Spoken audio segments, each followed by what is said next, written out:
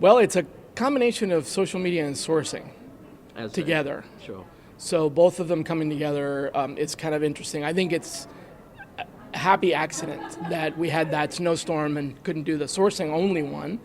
And so seeing them two together makes me think, I think this should happen more often. Today we're here in Washington, D.C. We've seen some fantastic speakers covering a range of topics from mobile recruiting to company branding to video interviewing as well.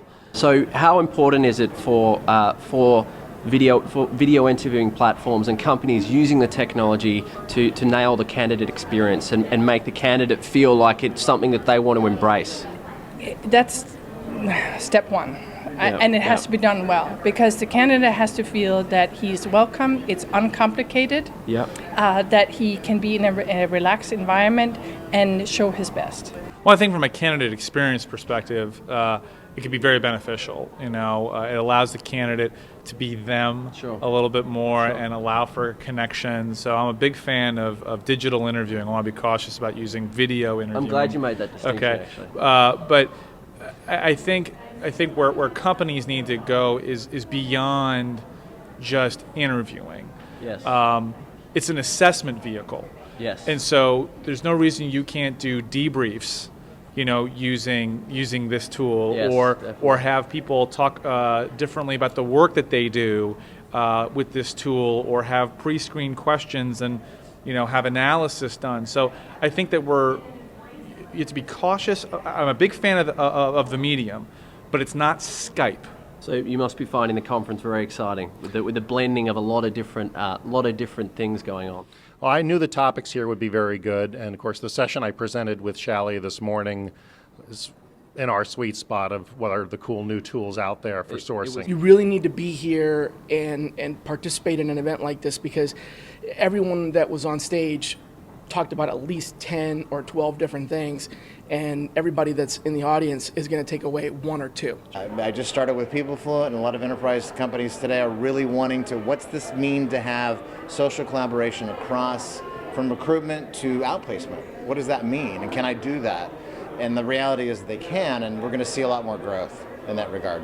Statistically, only about 10% of the Fortune 500 have mobile-ready career sites or mobile-ready kind of apps that job seekers can use. So that is kind of troubling. Although I would say, knowing the way things go in social media and how companies adopt things so quickly, I would say that within 6 months to a year, I think if I would ask the room full of the same group of people that's here today, how many of you have a mobile-enabled site or web apps for job search, that number would be significantly different. So, Chris, you're an expert in job boards, and you've had a long history, and you know a lot about that space.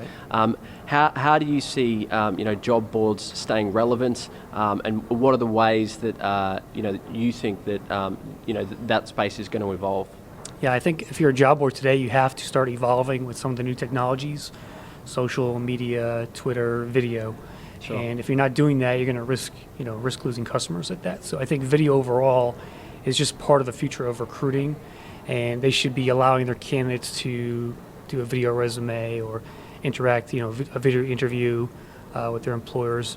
However they can add value to the video, seeing the job seeker employer is a must, I think. So it's adding more value to the selection and assessment process by incorporating some of these apps and technologies that go beyond just posting the job description and attracting eyeballs to that. Exactly, yep.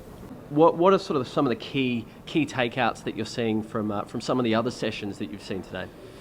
Well, it sounds like for social media, you have companies like Intuit that are really doing a good job thinking strategically, not just putting out a page on some social network, but actually looking at how they all integrate and looking at the synergies, the efficiencies, so that what happens out there is not just pushing content out, but there's some real interaction going on, and that's what's actually engaging the candidates and ultimately getting results. And the analytics around those engagement metrics and how they're using those, I've found very fascinating. Well, clearly, if you don't understand the data, then how can you make smarter decisions about how to tweak your strategy going forward? Glenn and Shally are talking about the actual mechanics and techniques, and you could I'm in there listening and watching the body language, and you can see people really surprised and wow, there's so much to learn. And so this is really eye-opening, I think, for the audience, but it's also eye-opening for me seeing them react to what people are saying. We are in this world today globally very, very connected.